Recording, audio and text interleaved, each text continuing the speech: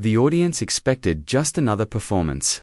But when a shy Filipino boy walked onto the stage clutching a worn-out violin, everything suddenly felt different. His shoes were scuffed, his bow was taped, and his hands trembled, yet there was a quiet strength in his eyes. No one knew his name. No one knew his story. But by the time he played the final note, the entire world would. Elias stood at the center of the world's biggest stage. Yet he looked like a child who had spent most of his life trying not to take up too much space. His clothes were simple, his shoes too worn for someone so young, and he held his violin, not like an object, but like something sacred. When Terry asked him where he was from, Elias replied softly, "A small village in the Philippines, by the sea." His accent was thick, but his sincerity needed no translation. The judges smiled politely, the way they did for thousands of contestants before him. None of them knew what that sentence truly meant. The longboat rides to school, the storms that took more than they ever gave, the nights he played violin on the porch to calm his mother's fears when the tides rose too high. Elias didn't share any of that. He simply took a shaky breath and introduced himself as a boy who loved music. "Who taught you to play?" Heidi asked. For the first time, Elias looked up. A flicker of emotion moved behind his dark eyes. "Sir Mateo," he said. "He was our church musician. He saved me." There was no dramatic music, no spotlight shift. The cameras didn't need help. The emotion was already there. Elias explained that when he was 8, the church had closed for repairs, and instruments were being stored at his uncle's house. Elias found a violin with 2 snapped strings and a cracked neck. There was no reason for a child to touch it, but something about it called to him. He didn't know how to play. He didn't even know how to hold it. But he brought it to the small church building where Sir Mateo tuned instruments after services. The old musician laughed when he saw the broken violin. It wasn't a laugh of mockery, it was warm, surprised, delighted. "You picked up something most people wouldn't look at twice," he told Elias. "That means you already hear music where others hear noise." From that day on, Elias visited every afternoon. At first, he watched. Then he mimicked. Then he learned. The violin was too big for his small shoulders, but his determination was larger than both. Sir Mateo never charged him a single peso. Some days, lessons were short because Mateo had to help someone in the village. A sick family, a hungry child, an elderly neighbor with no company. On those days, instead of complaining, Elias went with him, carrying groceries, reading prayers, playing short hymns for the bedridden. Music didn't just train his fingers, it softened his heart. Years passed, and Mateo grew older, coughing more, walking slower. Still, he taught.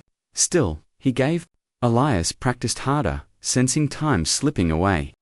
Then, one evening, before Christmas, Mateo collapsed in the middle of a hymn rehearsal. Elias was the one who held him and carried him home. It was the last time he heard the man speak. "My boy, keep playing." For them? For who? Elias had asked through tears. For anyone who needs to feel loved. When Elias finished the story on the AGT stage, he didn't cry. He didn't dramatize it. He simply wiped the corner of his eye and whispered, "I am here today." Because he believed in me when no one else did. And in that moment, before a single note was played, the audience already knew this performance would be more than music. After sharing his story, Elias stood quietly on the stage, waiting for the next question. The crowd was already invested, yet no one spoke, as if afraid that any sound might break something fragile in the air. Simon leaned forward slightly, his expression softer than usual. "Why did you choose the song, 'Nearer My God to Thee'?" he asked. Elias swallowed hard, and for a moment, he couldn't answer. His fingers tightened around the neck of the violin, tracing the worn wood as if touching a memory. When he finally spoke, his voice trembled. But there was conviction behind every word. "It was Sir Mateo's favorite hymn," he began. He said, "It's a song that reminds people that even when life becomes painful, God is still near." He paused, gathering courage. "In my village, many people struggle. Some lose hope. Some feel forgotten. But when Sir Mateo played this song, everyone felt cared for. Even the ones who didn't believe in God, they still felt peace. Because the song is not about religion, it's about love. The audience leaned closer. Elias explained how Matteo played the hymn outside the small clinic in their town whenever someone was sick or hurt. Families who had nothing, who couldn't afford treatment or electricity, would stand outside listening, because music was the only comfort they could receive. Elias remembered watching a mother hold her crying baby, her hands shaking with fear, until the melody reached her, and she slowly began to breathe again. Elias remembered old fishermen, after months at sea, sitting on the church steps with tears rolling down their cheeks. He remembered widows lighting candles to the music, not to pray for miracles but simply to feel less alone. I used to ask Sir Matteo why he always played for other people instead of for himself, Elias continued. He told me, music is not for applause. It is for healing. Elias lowered his gaze. When he got sick, he couldn't play anymore. One night he said, "If I leave this world, play the song for me, not to be sad, but to remember that love never leaves people when they need it." Elias took a shaky breath, but the night he passed, "I couldn't play. I tried, but the bow kept slipping. My hands were shaking too much, and I made myself a promise that one day I would be strong enough to play it for him." The silence in the arena was heavy, the kind that comes when something sacred has been spoken out loud. "And today, I am here," he continued, "not to prove I am good, not to win anything. I just want to play this song. For him, and for anyone out there who feels alone, or forgotten, or unloved. If this song helped my village feel stronger, maybe it can help someone listening tonight too." A soft murmur spread through the crowd. Some wiped tears already. Judges exchanged glances, realizing this performance would not be a show, it would be a gift. Simon didn't speak again. He only nodded. Elias lifted the violin to his shoulder, and the world held its breath. The moment Elias lifted the violin to his shoulder, the atmosphere inside the arena shifted. The audience wasn't simply waiting to hear music. They were waiting to feel something. Even the judges, who had heard thousands of hopefuls before him, leaned forward with silent expectation. There are performances you listen to, and then there are performances you witness. This was the latter. Elias closed his eyes, not to block out the crowd, but to remember. He pictured the small church back home, its cracked walls, its flickering candles, and the faint smell of sea breeze drifting in from the open windows. He pictured Sir Matteo sitting beside him, tapping the beat gently on his shoulder, reminding him to breathe, reminding him that music wasn't meant to impress, it was meant to embrace. Then the bow touched the strings. The first note was fragile, almost unsure, like a child taking a first step, but it carried emotions so pure that the room froze instantly. A stillness spread across the audience, an instinctual understanding that this wasn't the kind of performance where you clap along, shout, or cheer. This was something sacred. Elias drew out the next phrase with aching tenderness. Every movement of his bow was careful, yet bursting with feeling. His body swayed slightly, not with choreography, but with devotion. The lights dimmed without instruction, as though the stage itself understood that bright colors would only distract from the softness of the moment. A single golden spotlight settled over him, catching the edges of the confetti still stuck to his shoes from the earlier performers. The image looked almost holy. As the hymn unfolded, something within Elias changed. Fear dissolved. The tremble in his hands steadied, and every note grew stronger, richer, deeper. His music filled the arena, not loud, not showy, but warm. A warmth that reminded people of loved ones long gone, of childhood lullabies, of prayers whispered in hospital rooms, of moments when life felt heavy, yet hope still found a way in. People in the audience wiped tears quietly, ashamed to be seen crying, yet unable to stop. Couples intertwined fingers. A mother in the front row hugged her daughter. One of the cameramen swallowed hard and took his eyes off the viewfinder for a second. Something he had never done during a performance before. On stage, Elias was no longer a nervous 14-year-old from a fishing village. He was a storyteller, a healer, a bridge between pain and peace. The violin wasn't just producing notes, it was speaking, and everyone was listening. Then came the emotional shift. The music softened even further, as if the violin were whispering. Elias's bottom lip quivered, though he kept playing. The melody began to tremble with grief, and something unspoken rippled through the crowd. The understanding that this part wasn't for the audience. It was for one man. Simon Cowell's eyes glistened, and he didn't blink. His cold, sharp demeanor, the persona the world knew, quietly crumbled. Something in the music was touching wounds he didn't expect to revisit. And as the hymn swelled back to strength, the stage lights burst brighter, bathing Elias in a glow that seemed to carry every ounce of love, loss, and hope he had poured into that violin over the years. By the time the final phrase approached, the arena had transformed from a place of entertainment into a sanctuary of memory and emotion. Everyone, even those who didn't believe in miracles, knew they were witnessing one. The final passage of the hymn approached, and something shifted inside Elias. His fingers hesitated on the strings. Not from fear, but from the weight of the moment. The audience watched, confused by the sudden pause, but Simon understood before anyone else did. Elias wasn't struggling to remember the notes, he was fighting to hold himself together.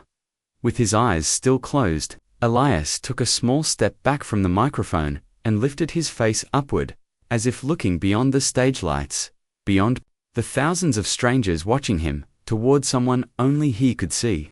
The camera zoomed toward his lips, just in time to capture the whisper, "Thank you, sir." It was so soft that not everyone heard it, but Simon did.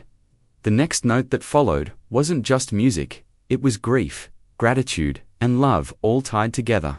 Elias played the final lines of "Nearer My God to Thee" with trembling intensity, his bow pressing harder than before, as though pouring every memory, every lesson, every moment of his childhood into those last seconds. No vibrato was perfect, no phrasing was polished, and somehow that made it more beautiful. This wasn't a flawless performance, it was a real one. Halfway through the last measure, Elias's shoulders began to shake. Tears splashed onto the violin, dampening the wood. The music continued, not in spite of the crying, but because of it. He wasn't performing anymore, he was saying goodbye. The room broke. People cried openly, no longer trying to hide it. A man in the balcony took off his hat and held it to his chest. A teenage boy wiped his eyes and didn't care who saw. Mothers, fathers, grandparents, couples, no one was immune to the sound that filled the world's biggest stage. Then, quietly and devastatingly, Simon Cowell folded forward in his seat. He didn't cover his face dramatically, he didn't wipe his eyes to hide emotion. He simply bowed his head and let the tears fall. Years of judging, years of being the unshakable pillar, years of carrying his own private battles, all cracked open in the presence of a 14-year-old boy, honoring the man who raised him through music rather than blood. It wasn't the perfection of the performance that broke him, it was the purity. As Elias played the final note, he lowered the bow gently, almost like placing a flower on a grave. The sound echoed into silence, the kind of silence that isn't empty, but full of meaning. That silence alone said everything that needed to be said. Love had finished speaking. When Elias finally looked up, he didn't smile triumphantly or wait for applause. His eyes were swollen and red, and his chest rose and fell in heavy breaths. He wasn't even sure if he had done well. He just hoped, desperately, that his mentor would have been proud. The audience rose to their feet all at once, but the applause didn't explode. It built slowly, respectfully, as if clapping too loudly might erase the last sacred note still hanging in the air. Elias blinked in disbelief at the standing ovation, overwhelmed. Until he looked at the judge's table, Simon was still crying. And in that moment, the world realized this wasn't a performance that entertained people, it healed them. The crowd was still on their feet when the final note faded into silence, but Elias didn't bow or smile. He stood frozen, clutching the violin to his chest like a lifeline, tears streaking down his cheeks. He didn't know what to do. Applause was never his goal. For a moment, he looked like a child lost in the middle of a storm made of lights and noise. Then Simon stood up. No words. No theatrics. Just a man moved beyond speech. He walked slowly toward the stage, and with every step, the audience grew quieter. By the time he reached Elias, the studio was silent again. Reverent, fragile. Elias looked up, confused and overwhelmed, and Simon gently placed a hand on the boy's shoulder. Not as a judge, but as someone who understood what it meant to lose someone who shaped your soul. In a voice barely above a whisper, Simon said, "He heard you." That was all it took for Elias to break. The violin slipped slightly in his grip, as he covered his face with his free hand, sobbing into Simon's chest. And Simon didn't hesitate. He wrapped his arms around the boy, and held him like a father comforting a child who had carried a burden for far too long. The audience didn't cheer. They watched with soft hearts, witnessing something more precious than victory, healing. Then Simon slowly pulled away, wiped his eyes, and walked to the judge's table. He didn't sit down, he didn't speak. He slammed the golden buzzer. A thunder of emotion rolled through the arena. The crowd erupted, finally releasing everything they had held in, clapping, screaming, crying, cheering. Gold confetti exploded from the ceiling, raining over Elias like a blessing. But Elias didn't look triumphant or proud. He looked relieved. Relieved that the promise he made years ago, the promise he couldn't keep the night his mentor died, had finally been fulfilled. He lifted his violin to the ceiling, eyes squeezed shut, and whispered through tears, "Thank you, Sir Matteo." Simon returned to him, placing both hands on his shoulders.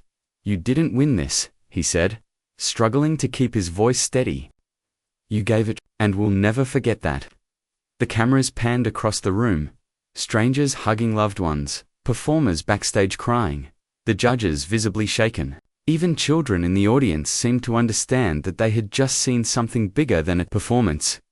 Elias looked out at the sea of faces, and for the first time since stepping onto the stage, he smiled, not because he won, but because he realized he had given people what his mentor had always given: comfort, hope, love. As the confetti continued to fall, Elias whispered one last message under his breath, meant only for the man who had believed in him first. "I kept playing. For them?" And somewhere in that moment, whether in memory, in spirit, or in the echoes of the hymn still lingering in the air, it felt as if Matteo smiled back.